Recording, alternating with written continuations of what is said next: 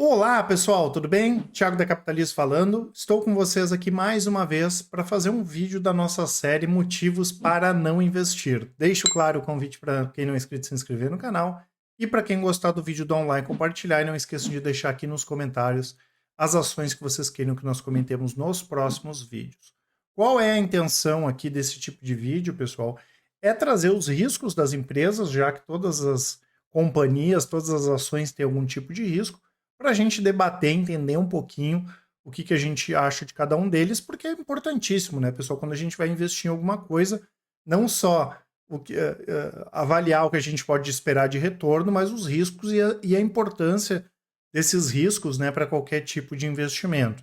Hoje vamos falar então sobre a Sanepar, empresa de saneamento aí do Paraná, uma empresa bastante tradicional, fundada lá na década de 60, uma das maiores empresas do segmento no país, né? Mas que, como qualquer outro negócio, também tem os seus riscos.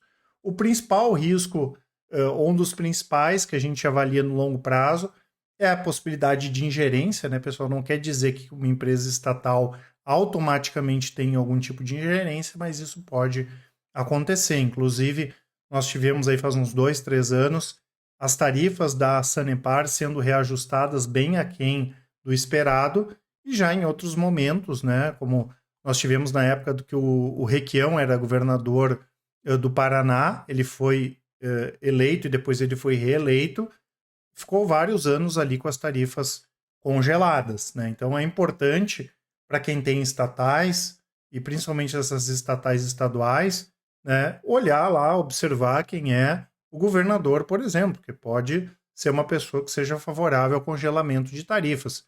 E aqui, né, pessoal, quando a gente pensa com uma visão de investidor, não é bom ser sócio de empresas que têm essa questão de congelamento de tarifas.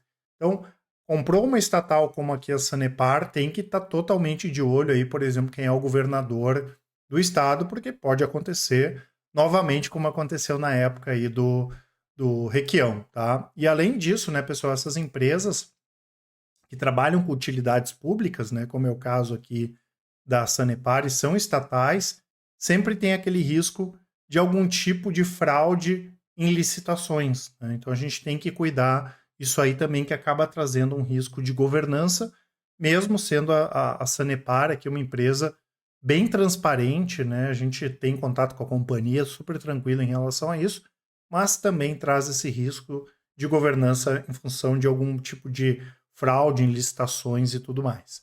Outra questão importante, né, pessoal, é a do arcabouço legal.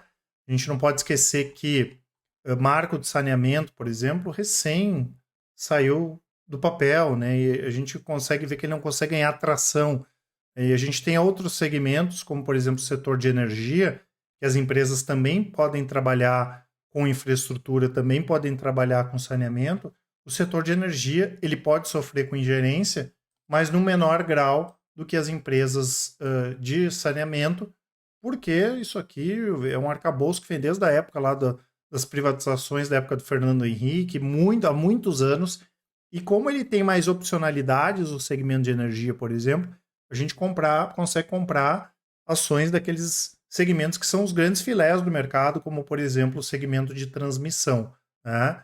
Então, é bem mais avançada essa questão do arcabouço legal do que quando a gente compara com essas empresas do setor de saneamento, né? Não tivemos nenhum grande problema até agora, mas, por outro lado, também está muito travado ainda nessa questão depois da aprovação do marco do saneamento para essas empresas aqui conseguirem avançar. A gente viu muito pouco, né? Tanto que a Sanepar basicamente continua atuando dentro do estado do Paraná, que é um dos estados que mais crescem no país, né, que tem uma situação diferenciada em relação a outros estados, mas não ter essa diversificação geográfica pode não ser positivo, né? A própria Sanepar sofreu com isso, né?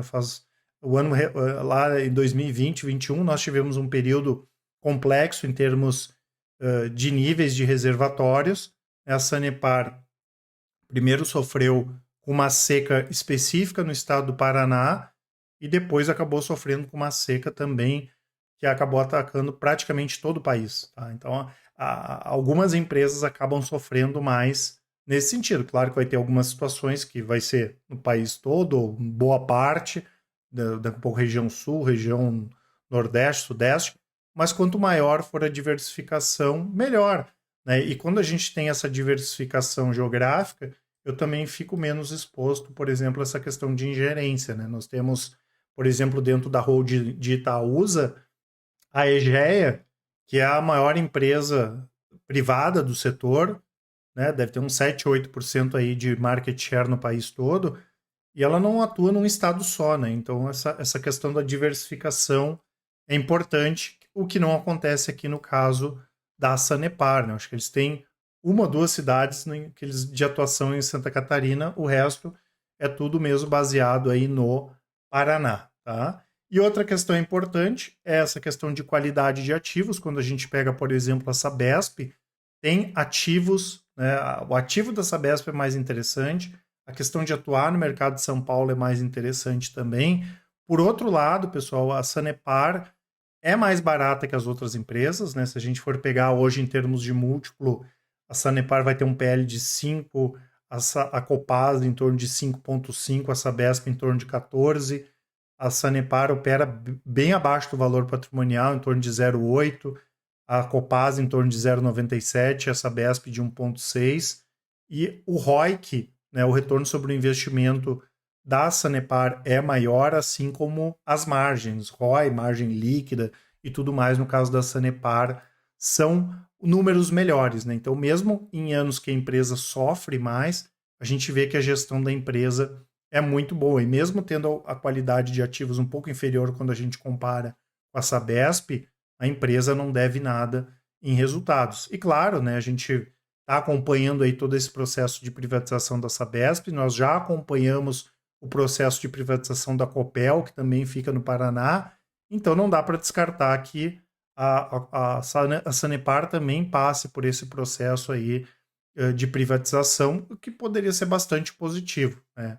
Então é uma empresa conservadora, é uma empresa que tem uma ação barata e historicamente é uma boa pagadora de dividendos, né? Tanto que mesmo nessa época aí de congelamento de tarifa do Requião, a Sanepar pagou dividendos. Então ela tem uma das principais, a gente pode colocar entre as 20 mais constantes, 20 melhores pagadores de dividendo na história aí da B3 tranquilamente, tá? Então tem alguns riscos aqui, são riscos controlados, a gente entende, como eu falei, o setor de energia ele tem mais opcionalidades quando a gente fala de utilidades públicas, mas o setor de saneamento não dá para descartar, tem uma previsibilidade muito boa de receita, e nós temos várias empresas na Bolsa que atuam também com empresas do setor de saneamento e devem se beneficiar caso essa questão do marco do saneamento nos próximos anos acabe avançando e o setor acabe crescendo mais. Né? A gente tem a própria Unipar, por exemplo, que nós vimos na crise, né? Na pandemia, vende cloro, soda, que acabou sendo uma empresa importante nesse sentido e que traz essa resiliência, mesmo em momentos ruins, de receita. Então, se o setor de saneamento cresce, a Unipar também vai acabar crescendo, assim como nós temos outras empresas que também conseguem se beneficiar do setor de saneamento. Então, para quem não conhecia, a maior parte das pessoas já conhecia, é um ativo que vale a pena sim acompanhar a Sanepar, e apesar desses riscos aqui, são riscos mais controlados, não são tão difíceis assim de monitorar, mas que o investidor tem que ficar sempre atento. Tá certo, pessoal? Essas informações que eu queria passar para vocês. Lembrando que eu vou deixar esse e-book aqui da Melhor Small Cap da Bolsa nos comentários e também na descrição. O nosso site também vai estar aqui na descrição e nos comentários. No caso de dúvidas, mandem um e-mail para a gente, quem preferir.